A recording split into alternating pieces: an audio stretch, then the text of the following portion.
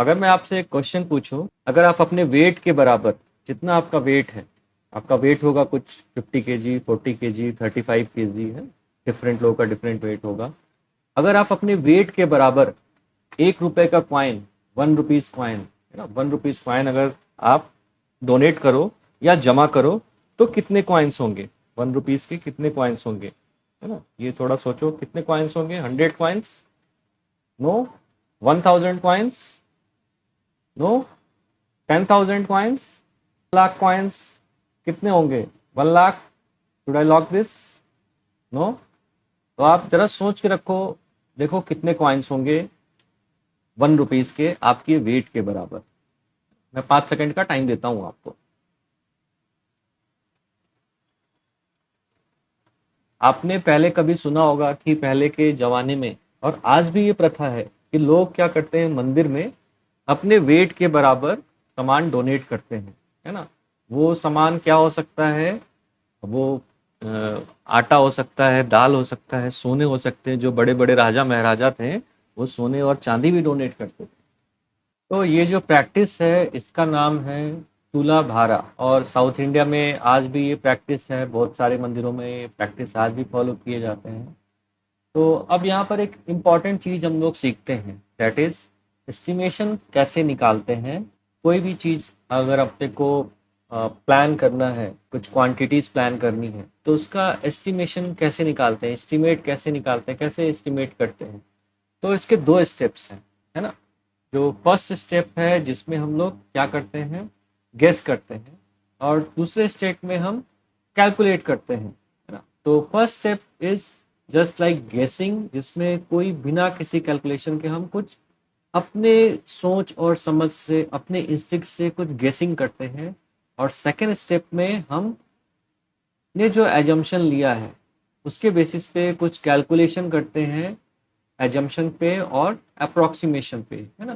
तो our first step is गेसिंग, इसमें हम कोई कैलकुलेशन नहीं करते हैं। And second step is estimation, जिसमें हम कैलकुलेट करके अपने रिजल्ट को कुछ एस्टिमेट निकालते हैं ना। तो second step is basically calculation ना, जो भी हमने एज्यूम किया है, एजम्पशन किया, उसके बेसिस पे कैलकुलेशन करते। तो इसमें जो पहला एक प्रॉब्लम एक तरह से डिस्कस किया हुआ है, जिसमें जो रॉक्सी है that is he is 13 year old and it's two is 11 year old. तो उनके वेट के अकॉर्डिंगली, उनके वेट के अकॉर्डिंगली वो लोग क्या डोनेट करने का सोच रहे हैं?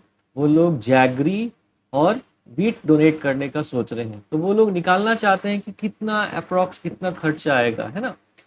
खर्चा कितना आएगा अगर हम रॉक्सी के वेट का जैगरी डोनेट करें और इस्टू के वेट का व्हीट डोनेट करें। जैगरी बेसिकली चीनी, गुड़, इस तरह का चीज हो गया। तो रॉक्सी का जो एज है वो 13 ईयर है। तो 13 ईयर के लड़के का वेट जो है आराम से 40-45 kg रहेगा। तो हम एज्यूम करते हैं कि उसका जो रॉक्सी है उसका वेट जो है वो 45 kg। Just it is just assumption. First step जो है that is just we are assuming, हमने एज्यूम किया कि 45 kg वेट, ऐसा गेस किया। रॉक्सी का होगा क्योंकि उसका एज 13 ईयर है। दूसरा इस्टू, इस्टू का एज हमने, उसका एज जो है वो 11 ईयर्स है, तो हमने गेस किया कि उसका वेट थोड़ा कम होगा, है ना?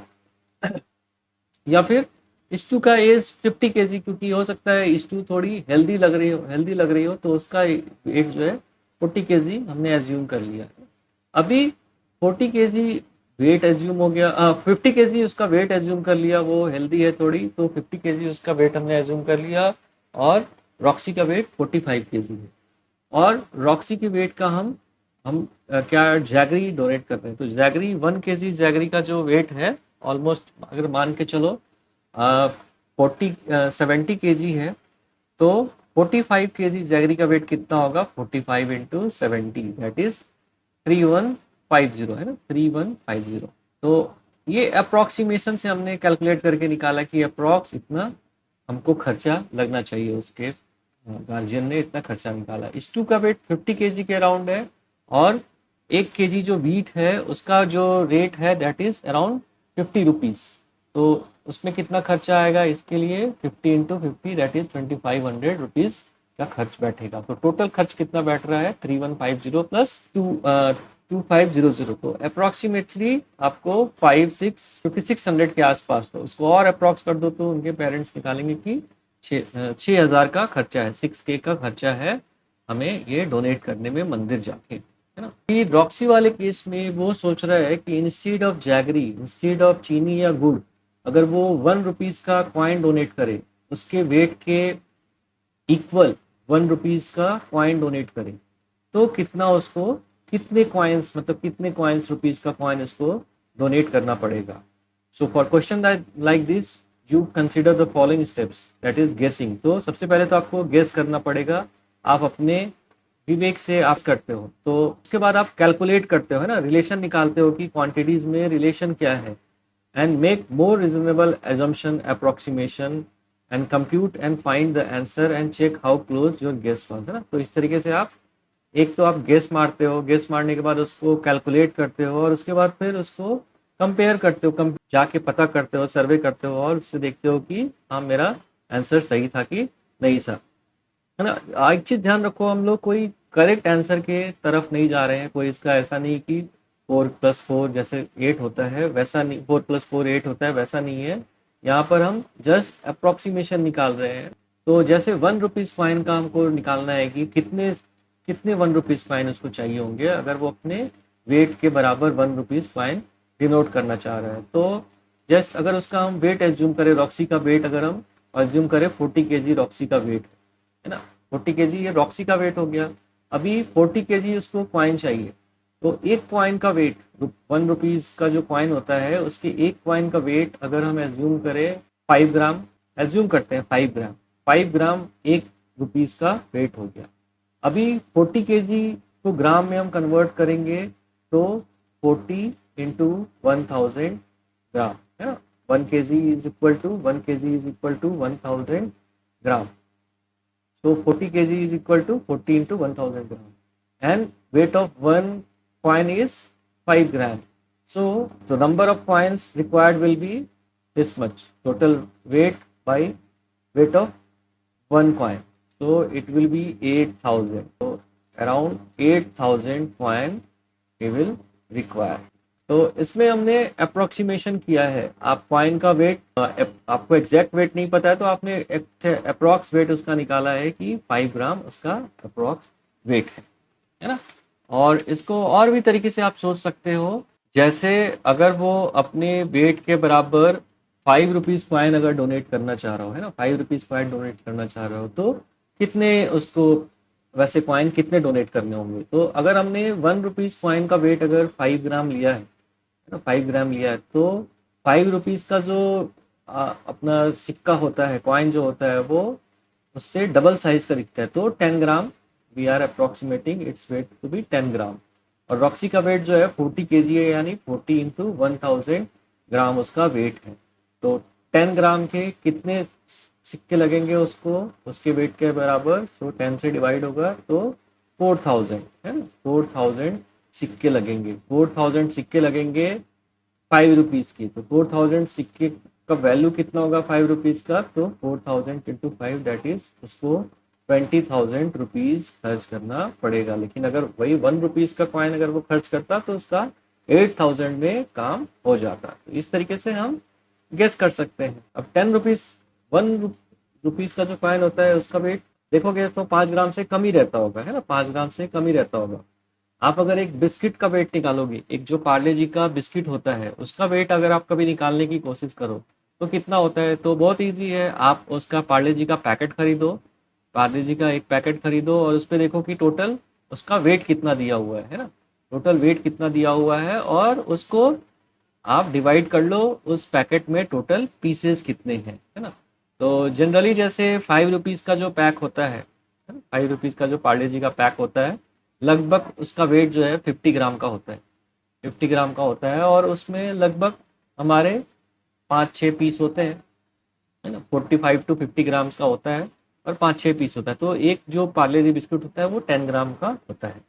तो इस तरीके से आप अगर एक गेहूं का जो होता है ग्रेन, या एक चावल का जो ग्रेन होता है उसका वेट कंपेयर करोगे फिर 1 रुपए के सिक्के से, तो उसका वेट तो बहुत ही कम होता होगा ना, 0.001 ग्राम होता होगा एक, अगर हम ईंट का एक दाना का बात करें या चावल के एक दाना का बात करें। तो ऐसे छोटे वेट को भी हम डिनोट कर सकते हैं। अब आप फाइंड करना चाहो कि 1 केजी अगर वीट लिया तो उसमें कितने छोटे छोटे दाने होंगे वीट के, है ना। तो इस तरीके से आप सोच सकते हो और उसको अप्रोक्सीमेशन करके फाइंड कर सकते हो। इसी तरीके से आपने 5 रुपए के कॉइन से सोचा, उसको वेट कंपेयर किया उसका, तो कितना होगा, तो आपको खर्चा आ गया, है ना। अगर वही सेम चीज अगर हम 10 रुपए के नोट, अगर इस्तु सोचता है कि मैं अपने वेट के बराबर 10 रुपीज का नोट दूंगा, है ना, तो 10 रुपए का नोट का भी वेट कितना होगा, बहुत कम होगा, 1 ग्राम होगा, है ना। 1 ग्राम वेट होगा उसका 10 ग्राम 10 रुपीज के नोट का। अभी 1 ग्राम एक नोट का वेट है, तो टोटल उसको कितने वैसे नोट जाएंगे उसके वेट का देना चाहे, तो उसका वेट अगर 40 kg यानी 40 × 1000 ग्राम उसका वेट है, और 1 ग्राम का एक नोट है, तो टोटल उसको कितने नोट्स लगेंगे, वैसे वैसे उसको 40,000 नोट्स लगेंगे, है ना, 40,000 नोट्स लगेंगे। और 40,000 नोट्स यानी उसका अगर वैल्यू देखेंगे तो 1 नोट का वैल्यूज कितना होता है, 10, तो 40,000 नोट्स का वैल्यूज 4 लाख हो जाएगा। तो 4 लाख रुपीज उसको खर्च करने पड़ेंगे अगर वो अपने वेट के बराबर नोट दान में देना चाहता है, डोनेशन में देना चाहता है। तो नेक्स्ट इसमें एक और एस्टिमेशन का एक बड़ा अच्छा सा एग्जांपल दिया हुआ है कि इस्टू जो है वो बोलता है कि जब मैं बड़ा हो जाऊंगा तो मैं हर साल अपने वेट के बराबर नोटबुक डोनेट करूंगा स्टूडेंट्स को। और रॉक्सी क्या बोलती है कि मैं जब बड़ी हो जाऊंगी तो मैं अपने वेट के बराबर अन्नदान करूंगी, जितना मेरा वेट होगा मैं उतना अन्नदान करूंगी एवरी ईयर। तो हमें पता करना है कि how many people might benefit from each. तो इस्तू के इस कदम से कितने लोग बेनिफिट होंगे, कितने स्टूडेंट बेनिफिट होंगे, या फिर रॉक्सी के इस कदम से कितने लोग बेनिफिट होंगे।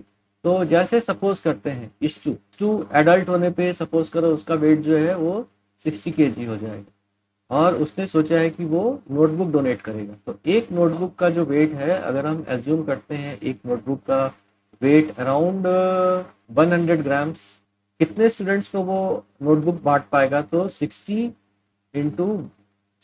उसका वेट है इंटू 1000, दैट इज इतने उसको वेट का बांटना है। और हर इसका वेट कितना है, कॉपी का वेट, नोटबुक का वेट कितना है, 100 ग्राम।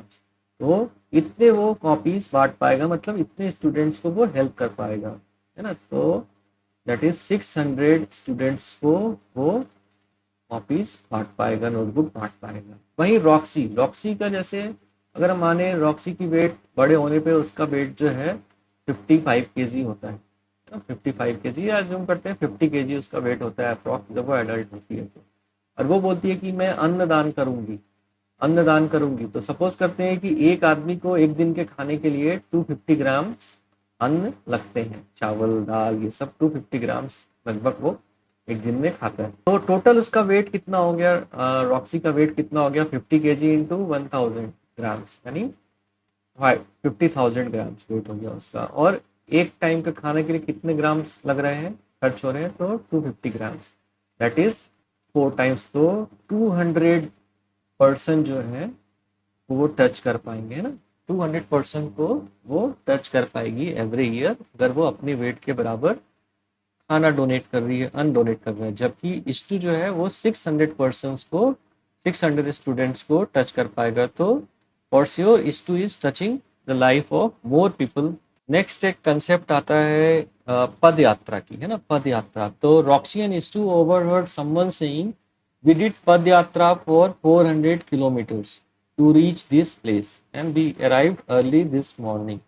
How long would they have started their journey? तो कितना दिन लगा उनको 400 किलोमीटर कवर करने में, कितना दिन का टाइम उनको लगा, है। तो ये चीज अपने को फाइंड करना है। तो पद यात्रा के बारे में आपने पहले भी सुना होगा, ये अभी भी होता है पद यात्रा, है ना। डिफरेंट रीजन में डिफरेंट डिफरेंट तरह के पद यात्रास हैं, है ना। तो जैसे जो बिहार यूपी के होंगे उन्होंने कांवड़ यात्रा सुना होगा, है ना। कांवड़ कांवड़ लेके जाते हैं वो भोले बाबा को जल चढ़ाने के लिए। वैसे ही जो महाराष्ट्र के होंगे उन लोगों ने पंढरपुर वारी देखा होगा। पंढरपुर लोग जाते हैं पुणे और नासिक से मूव करके सोलापुर में जो पंढरपुर है वहां पे जाते हैं। तो जैसे देव रोड से भी पुणे से निकलते हैं, कुछ लोग नासिक से निकलते हैं और सोलापुर पहुंचते हैं, तो वो 200-250 किलोमीटर का जर्नी हो जाता है ना। इसी तरीके से और भी जगह पर है, जैसे सबरीमाला यात्रा केरला और तमिलनाडु में है, तिरुपति पद यात्रा आंध्रा और तेलंगाना में है, अमरनाथ यात्रा कश्मीर में है, अजमेर शरीफ जियारत राजस्थान में, है ना। इस तरीके से पूरे इंडिया में हमारे बहुत सारे पद यात्रा हैं। तो पद यात्रा एक तरह से आई आई गेस ये this is one of the time of motivation लोगों को मिलता है, उनको डिटॉक्स करने का मौका मिलता है ना। वो एक ग्रुप में मूव कर रहे हैं संसार की मोह माया छोड़ के अपनी भक्ति की तरफ। तो जो भी उनका दैनिक कार्य था, जीवन में जो दुख था, सुख था, अटैचमेंट था, उसको भूल के वो भगवान का नाम लेते हुए दिन रात मूव कर रहे हैं। तो सपोज करो, आपको एज्यूम करना है कि कितना टाइम लगता है पद यात्रा करने में। जैसे किसी ने अगर 400 किलोमीटर का पद यात्रा किया है ना, तो जनरली जो चलने का स्पीड होता है, एक पर्सन का जो चलने का स्पीड होता है, वो एज्यूम करते हैं अगर वो 5 kmph पर आवर के स्पीड से चल रहा है। कोई पर्सन है जो 5 kmph 1 घंटा चलता है, तो 5 kmph उसने कवर कर 5 kmph स्पीड से चल रहा है, मतलब 1 घंटे में वो 5 किलोमीटर चल लेते हैं। अगर आपको और स्लो इसका स्पीड रखना है तो आप चलो 4 किलोमीटर रख लो, 4 km/h में वो कवर करता है। 1 घंटा कोई भी चलेगा तो 5 किलोमीटर 4 किलोमीटर का डिस्टेंस कवर कर लेगा नॉर्मल पर्सन, है ना।